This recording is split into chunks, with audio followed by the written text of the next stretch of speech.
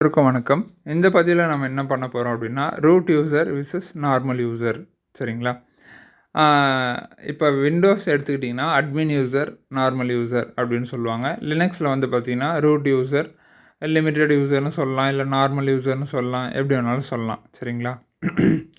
இப்போ நம்ம லினக்ஸில் வந்து பார்த்திங்க அப்படின்னா டெர்மினலில் ஓப்பன் ஒர்க் பண்ணுவோம். ஓகேங்களா? கமாண்ட் ப்ராம்ப்ட்னு சொல்லுவோம் விண்டோஸில். அந்த டெர்மினல் ஓப்பன் பண்ணிங்க அப்படின்னா நமக்கு வந்து ஃபஸ்ட்டு இந்த ரூட் அப்படின்னு இருக்கு இல்லைங்களா? இந்த ரூட்டுன்றது என்ன அப்படின்னு பார்த்தீங்கன்னா,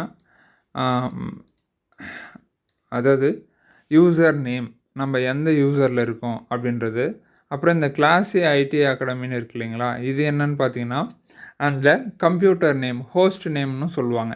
HOSTNAME ஹோஸ்ட் நேம் அப்படின்னு சொல்லுவாங்க. அதுக்கு அடுத்து வந்து பார்த்திங்கன்னா, இங்கே வந்து டெஸ்க்டாப் அப்படின்னு இருக்கு இல்லைங்களா? அதாவது நம்ம எந்த ஃபோல்டருக்குள்ளே இருக்கோம் அப்படின்றது இது வந்து குறிக்குது. சரிங்களா? ஸோ முதல்ல வந்து யூசர் நேம், இது வந்து பார்த்திங்கன்னா கம்ப்யூட்டர் நேம், அதுக்கு அடுத்து வந்து பார்த்திங்கன்னா எந்த இடத்துல இருக்கோம் அப்படின்றது. குறிப்பாக அதுக்கு அடுத்து ஒரு சிம்பிள் இருக்குது பாருங்கள், இதுதான் ரொம்ப முக்கியம். இங்கே வந்து ஆஷ் அப்படின்ற ஒரு சிம்பிள் இருக்கு இல்லைங்களா? இந்த மாதிரி குறி இருக்கும்போது இது வந்து பார்த்திங்கன்னா ரூட் யூசர் அப்படின்னு சொல்லலாம். சரிங்களா?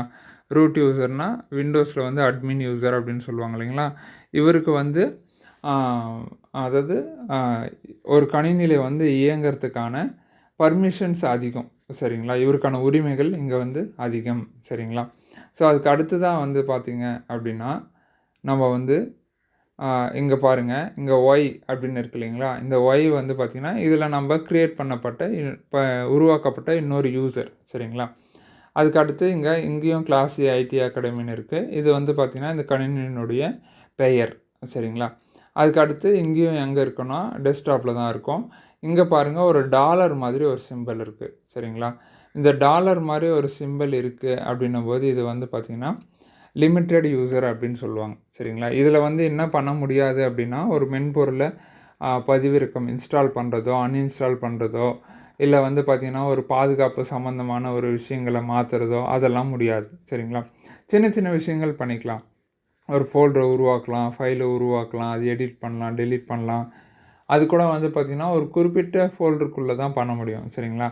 எல்லா ஃபோல்டருக்குள்ளேயும் எல்லா டேரக்டரிக்குள்ளேயும் போய் பண்ண முடியாது. அதே மாதிரி சில பாதுகாப்பு சம்மந்தமான விஷயங்கள் எல்லாம் இங்கேருந்து எந்த மாற்றமும் பண்ண முடியாது. எங்கே இருக்கும்போது அப்படின்னா இந்த மாதிரி லோக்கல் யூசரில் இருக்கும்போது. சரிங்களா? அதுவே இந்த மாதிரி ரூட் யூசர், அட்மின் யூசரில் இருக்கோம் அப்படின்னா நம்ம வந்து எல்லா வேலைகளையும் நம்ம வந்து பண்ண முடியும். இதுதான் வந்து பார்த்திங்கன்னா ரூட் யூசருக்கும் நார்மல் யூசருக்கும் உள்ள வித்தியாசம். லினக்ஸில் இது தான் முதல்ல தெரிஞ்சுக்கணும். நீங்கள் இதெல்லாம் படிக்கிறதோடு விட்டுறாமல் என்ன பண்ணணும் அப்படின்னா, எல்லா விஷயங்களும் பயிற்சி பண்ணி பார்க்குறது சிறந்தது. அடுத்த பதிவில் பார்ப்போம். நன்றி.